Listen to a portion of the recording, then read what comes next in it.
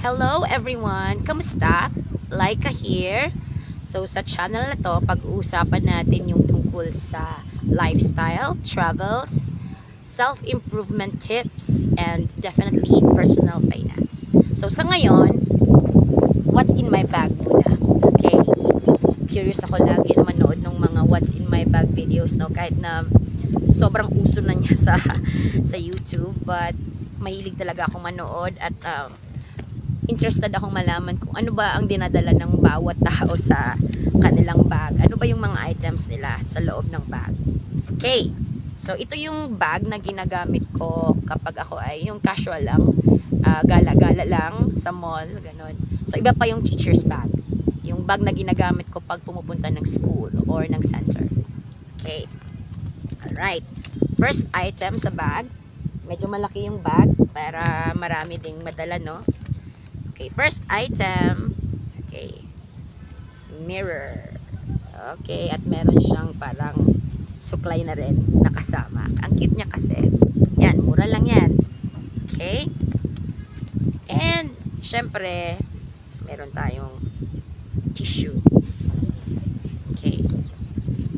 And meron akong pouch kasi marami tayong mga ginagamit sa school, like mga markers, red pen, okay, maraming ball pen, sobrang daming ball pen at marker. Ito, USB to, na parang ang design na lang ball pen, pero actually ano siya, USB drive siya. Yeah.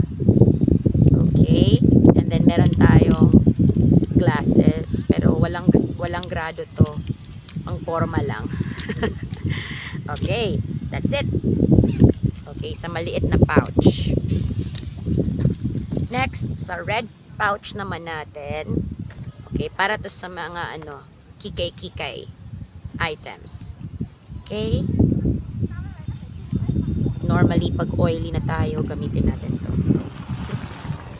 Okay, next, of course, lipstick, maliit na mirror. Ayan, para maganda yung lashes natin. Ayan, hyper curl ng Maybelline. Then meron tayong red lipstick. Ayan, in case lang na gusto natin ng super red yung lips. Okay, para sa kilay. Kilay is life. Okay, maliit na suklay. Then, para sa ating lashes, ayan, pang curl. Of course, kasi medyo humahaba na yung buhok natin. Then, expired na Vaseline. Kailangan ko na itong itapon. Expired na siya, be. And then this one, ayan, kinuha ko lang to sa sister ko. Baby Bright na lippy. Okay. Oh, meron tayong watch dito. Ayan, watch na hindi naman gumagana. So, pang ano lang siya. Decoration lang siya actually. Okay. And, yan, para sa kilay. Kilay is life. Ayan. Hindi ko naman alam paano gamitin. Then, need natin ng sunblock. Sunscreen, kasi kahit naman na hindi tayo nagbi-beach, need pa rin natin siya para hindi tayo magkaroon ng wrinkles, premature wrinkles. And that's it sa loob ng aking kikay kit. Okay. Of course, meron tayong cellphone na mumurahin lang. Ayan. Tagal na to yung Vivo ko. Ayan, mura pero okay naman. Wallet. Okay.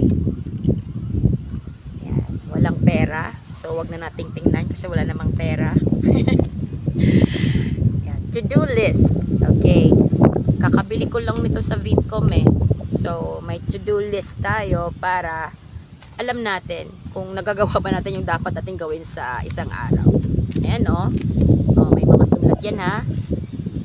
Okay. Very cute eh. Kasi iba yung ano niya. design niya kakaiba. Of course, need natin ng charger kasi may cellphone. Ayan, hand lotion kasi ang dry po ng aking kamay. And need natin to in case low bat at naiwan yung charger. Ayan, at least may power bank tayo.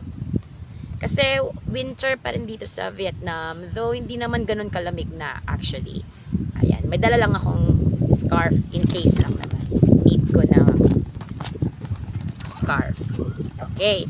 Then meron pa tayong sunscreen pa. Okay. Binili ko to kasi mura na eh. Naka-sale. Okay. And then, random lang na mga bagay sa bag. Pag kumakain ka sa labas, ayan, take out mo din yung kutsara. Pinoy style. Ayan o. Chopsticks. Ayan, take out mo na. Reserva. At kutsara.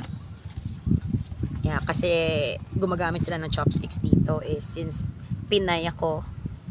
Hindi pa ako masyadong sanay na mag-chopsticks. So, kailangan ko talagang may dalang kutsara. Okay, wala nang laman. See? That's it. Okay. So, ito yung bag ko for gala lang. So, abangan nyo yung teacher's bag ko. Okay? Thank you everyone. See you.